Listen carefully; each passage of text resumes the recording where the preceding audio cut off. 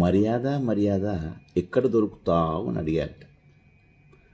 కిరాణా కొట్టులోన, bank లాకర్లోన, మా ఊరి సంతలోన ఎక్కడ దొరుకుతావు మర్యాద అని అడిగారట.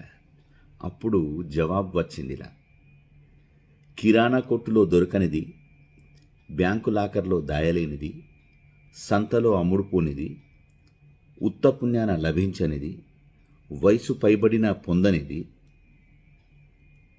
అధికారంలో ఉంటే చెందనిది, అంటే అధికారంతో చెందనిది, డబ్బుతో కొనలేనిది, కేవలం సంస్కారవంతుల దరిచేరేది, ప్రేమతో పెనవేసుకొని పోయేది, మొదలిస్తేనే తిరిగి దక్కేది మర్యాద.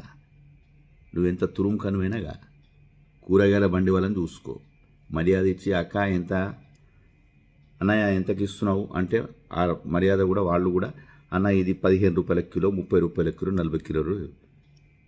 నువ్వు ఇట్లా గిట్టుబాటు ధర కాకుండా ఇంకేమైనా అన్వాంటెడ్ అంటే ఎట్లా అంటే కొంచెం 30 రూపాయలు గిట్ట 10 రూపాయలు నువ్వు ఎప్పుడైనా కొన్న మోహం అని చెప్పేసి కూడా వాళ్ళు మర్యాద ఇచ్చే అవకాశాలు ఉంటాయి.